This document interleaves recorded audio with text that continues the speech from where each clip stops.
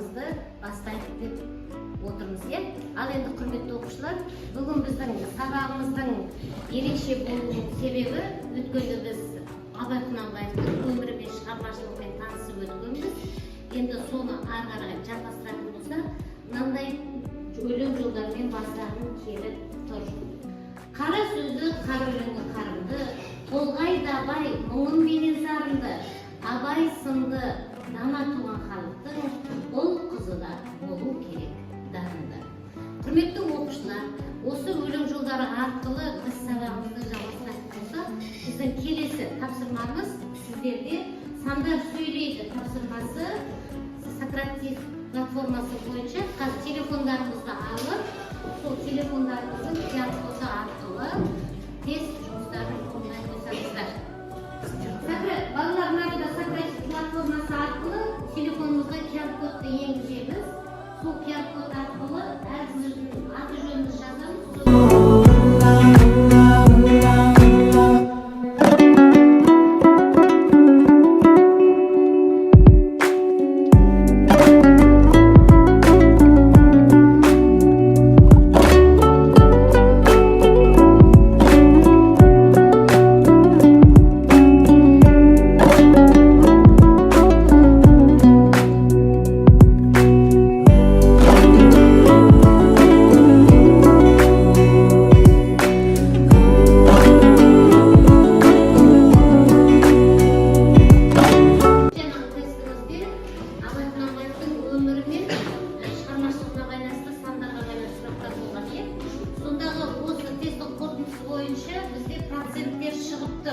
Ең жоғары процент алған бізде мына жерде Ажар, одан кейін Қайрат, Серболат Тілекберді 80% алды. И Жандарбай Нартай 93, Гүлназ 93% алды. Яғни бұл сіздердің Абайдың шығармашылығы баянын жақсы білетіндеріңіз. Енді кейбіреуіміздің проценттеріміз кішкене төмендеу, келешекте осы процентті жоямыз деп ойлаймыз. Жақсы балалар.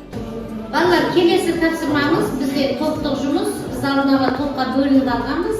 Бұл топта біз Абай Құнанбаевтың қара сөздеріне тоқталғалы отырмыз. Яғни бұнда әр топ өзіне берілген қара сөздерді талдайды. Яғни қара сөздің негізгі идеясы көркемдік бейнелерін композициялық құрылысынан талдау.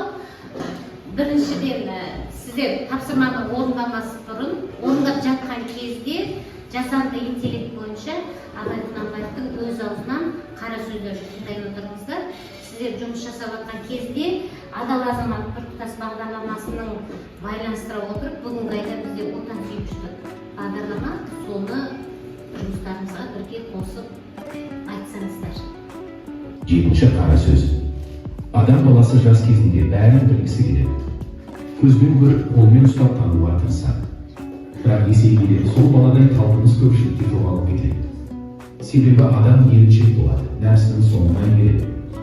Ақыл мен ғылым іздемейді. Менің айтпағым сол балалықтағы ізденісті сақтап қалу. Адам әрқашан үйренуге, тануға ұмтылсын. Сонда ғана нағыз адам болады. 10-ші қара сөз. Мен қазақтың мінезін көп байқадым.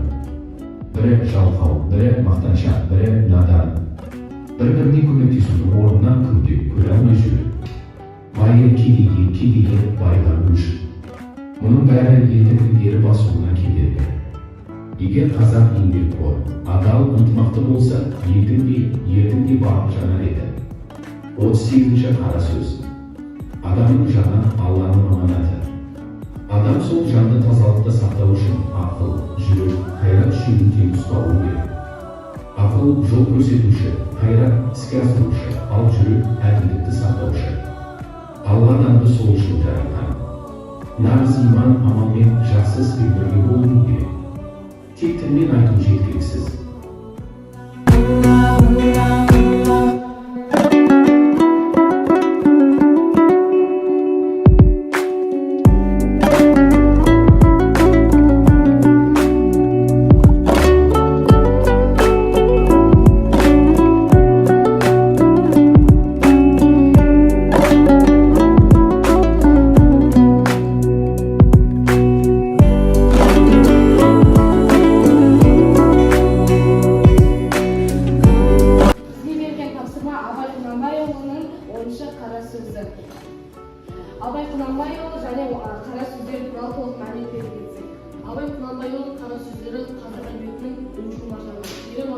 өмірлік балалық экологиялық шараларын жинау.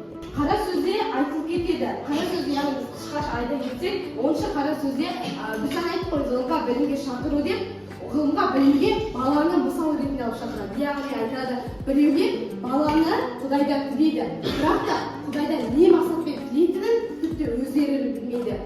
Менің ұрпағым жалғастырсын деп тілейді, менің дүниемді жалғастырсын деп тілейді. Бұл нағыз надандық екенін Абай өзі осы 10-шы қара сөзінде айтып кетеді. Оны бала арқылы сипаттайтын адамзаттың ұрпағымды жалғастырсын деген оймен балалары нағыз надандық бастауы екенін айтады. Оның себебі, яғни өзімізде мысал алайықшы өмірден. Үйректің балапаны қандай болады? Дәл сондай сияқты Құдайдан бала тілеп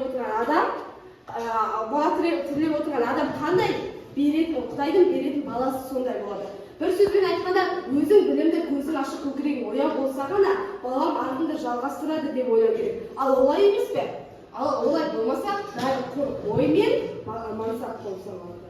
7-ші қара сөзді қысқаша мазмұны. Адам дүниеге келген кезде екі түрлі мінезбен тұрады. Біреу үшін бесен көрсетеді. Бұл тән құмары. Тән болмаса, тән жанға қонақүй бола алмайды. Не көрсе соған ұмтылып, талпынып, жылтыр-жылтыр еткеннің бәріне ішіп жеп, көргісі келіп, ұстап, сипалғысы келеді. Адамдар есейе келе, біреу жылап жатса, үй түрісе болды, ол неге бүйтеді, бұл неге бүйтеді, ол неге сөйтеді деп жүгіреді. Бұл жан құмары. Қазіргі кезде адам мен хайуанның айырмашылығы адамға басына ми ойлағанға берген. Ал хайуанда қазіргі кезде адам мен хайуанның айырмашылығы мүлдем жоқ. Кішкентай кезімізде қайта жақсы болған, білсем екен деп алға ұмтыламын. Ал қазіргі кезде ондай ұмтылыс мүлдем жоқ. Адамның екі түрлі құмары, тән мен жан құмары. Ішіп, жеп, ұйықтап, физикалық қажеттіліктер. Бұл адамның түрі. Ұстаздық және нәсілдің жалғастырудың негізгі уақытша ләззат пен қанағаттандыруға бағытталған. Жанның құмары, білсем, көрсем, үйренсем деген рухани ұмтылыстың. Бұл адамды дамытып, оның тұлғалық өсуіне ықпал ететін күш. Намыс тәнмен адамның өміріне жетіне тасмалы, ол тәнмен білеміз. Тән баға қонақ қойып, адам өмір сүруіне қажетті уақытша басыланып саналады. Абай атамыз айтып кеткендей, білім ең басты байлық, сол үшін білімге ұмтылу қажет.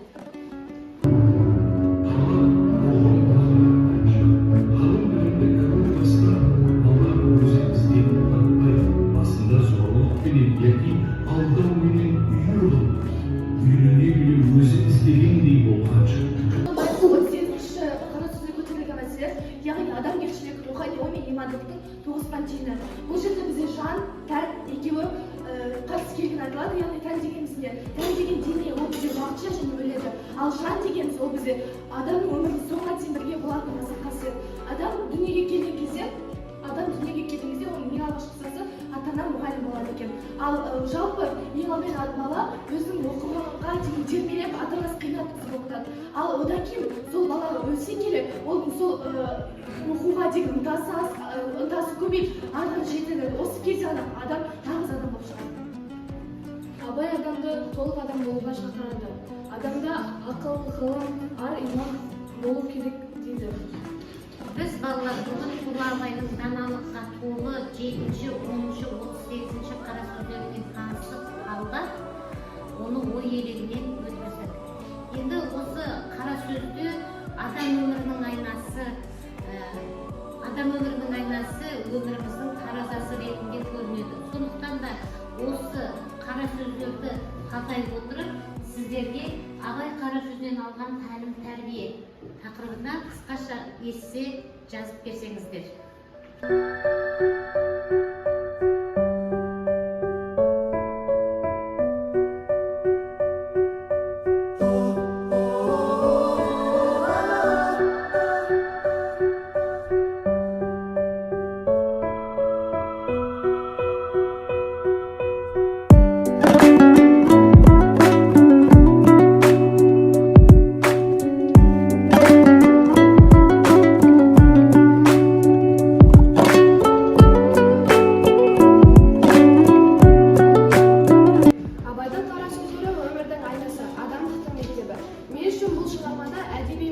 емес рухани ұстаз іспетті. Әр қара сөзінде терең ой, өнегелі ғибрат бар. Соларды оқи отырып, мен өмірге, адамгершілікке, білімге деген көзқарасымды өзгертемін. Мен үшін ең әсерлісі 7-ші қара сөзі.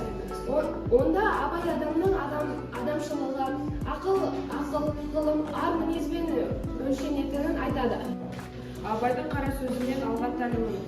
Абай Құнанбайұлының қара сөздері адамда терең ойға жетелейтін, өмірдің мәні мен адамгершіліктің қадірін ұқтыратын рухани қазына. Әр қара сөзіне ақын адамның мінез-құлқы, білім мен еңбек, әділдік, мейірбандылық туралы терең ой қозғайды. Мен Абайдың қара сөздерінен ең алдымен адалдық пен еңбекқорлықты, білімге ұмтылуды, өзгені құрметтеуді үйрендім. Бұл адамның нағыз бақытты мал мен атақта емес, ақыл мен ізгісі екенін түсіндірді. Бүгінгі сабағымызда ұлы ойшыл Абай Құнанбаевтың қара сөзінен терең ой, мәңгілік тағылым алдық. Абай қара сөзі өмірге бағыт беретін шамшырақ, адамды ізгілікке, адалдыққа, білім мен еңбекке шақыратын өсиет. Бүгінгі сабағымыздан түйгеніміз адам болу үшін ең бірінші жүрек, қайрат, ақылды ұстанып, білімге ұмтылу, жақсы қасиеттерді бойымызға сіңіру. Абай сөзі мәңгі. Оны ұғынып түсіну үшін біздің әр қайсымыздың парызымыз. Осымен оқушылар, біздің сабағымыз аяқталды.